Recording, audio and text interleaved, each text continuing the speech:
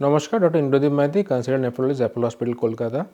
তো আগের যে টপিকটা ছিল সেটা হচ্ছে যে সিকেডি কী কারণে হতে পারে। মূলত একটা ব্রড আপনাদের আইডিয়া দেওয়া হলো যে এই কারণগুলোতে সিকেডি হতে পারে।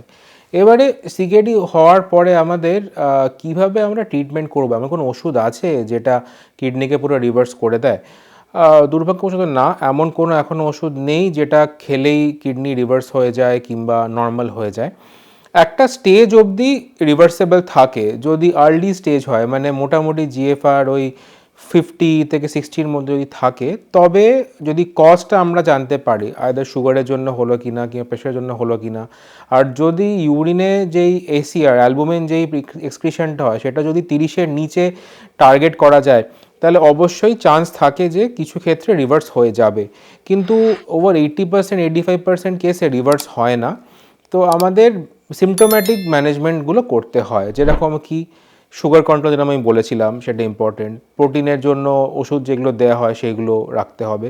তো এইগুলো সাপোজ একজন পেশেন্টের যে ক্রিয়েটিনিন 1.8 আছে কিন্তু তার ইউরিন এসিআর 30-এর নিচে আছে, that is a very good thing, কারণ এসিআর নিচে থাকা মানে কিডনিকে বেশি খাটতে হচ্ছে না। এসিআর বাড়া মানে হচ্ছে কিডনিকে বেশি কাজ করতে হয় প্রোটিনটাকে এক্সক্রিট করার জন্য, বাট সেটা যখন হচ্ছে না তার মানে কিডনি স্টেবল আছে। তো ওই পেশেন্টের 1.8 ক্রিয়েটিনিনেই কিডনিটা স্টেবল আছে। তো যতদিন সম্ভব আমাদের এটা এইভাবে মেনটেন করতে হবে।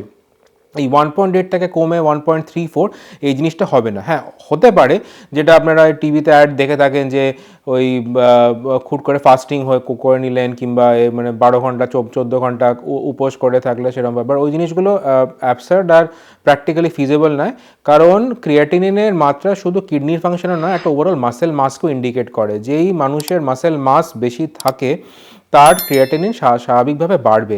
একজন কিডনি পেশেন্ট যার ওজন 55 কেজি, তার ক্রিয়েটিনিন 1.8 থাকবে অবশ্যই। এবার এই পেশেন্টটা যদি 20 কেজি ওয়েট লুজ করে, মাসেল লস করে, তাহলে তার কিন্তু ক্রিয়েটিনিনটা 1.2 কি 1.3 দেখাবে। কিন্তু তার মানে এই নয় যে ওনার কিডনি ঠিক হয়ে গেল। ওর এই মানে হচ্ছে এটাই যে মাসেল মাস কমে গেছে বলে ক্রিয়েটিনিনটা কম দেখাচ্ছে। তো দ্যাট ইজ আনহেলদি, আর সেটা কিন্তু শরীরের ক্ষেত্রে আরও ক্ষতিকারক। তো এই জিনিসটা মাথায় রাখতে হবে। সেকেন্ড যেই পার্টটা রয়েছে যে আরও কীভাবে কিছু কিছু আমরা অ্যাডিশনাল ওষুধ ইউজ করা থাকি যেগুলো কিডনিকে হেল্প করতে পারে। যেরকম স্টাডিজে দেখা গেছে যে সোডিয়াম বাইকার্বনেট রিপ্লেসমেন্ট, হ্যাঁ, মেনলি সিকেডি স্টেজ 3 থেকে যদি করা হয় তো সেটা দেখা গেছে যে কিডনি প্রোগ্রেশনকে রিটার্ড করতে আর কম করতে আমাদের হেল্প করে।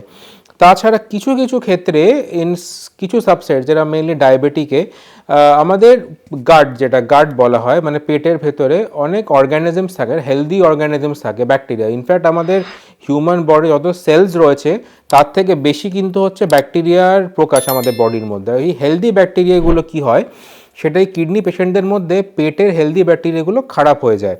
তাতে কি হয় যে কিছু কিছু ইউরেমিক টক্সিনস ডেভেলপ করে, যেটা কিডনি ফেলিয়ার পেশেন্টদের হয়, আর সেগুলো ডিটক্সিফাই হয় না।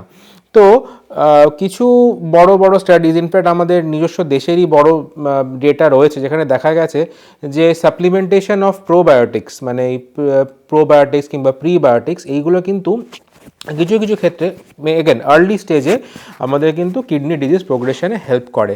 বাট অবশ্যই এটা ফুল প্রুফ নয়, কারণ এই প্রোবায়োটিক্সের সঙ্গে বাকি ওষুধ যেগুলো এই প্রোটিন কন্ট্রোলের ওষুধ সেইগুলো অবশ্যই খেতে হবে।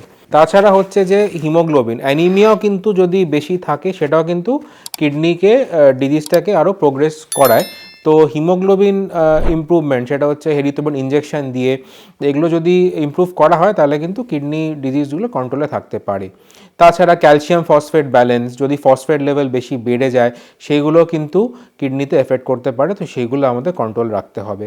তাছাড়া হচ্ছে আরেকটা ইম্পর্টেন্ট পার্ট এইগুলো বাদ দিয়ে, দ্যাট ইজ ডায়েট পার্টটা, সেটা আমরা এই পরের ডিসকাস করবো যে ডায়েটটা কীভাবে কী থাকতে পারে কিডনি পেশেন্টদের জন্য। Thank you.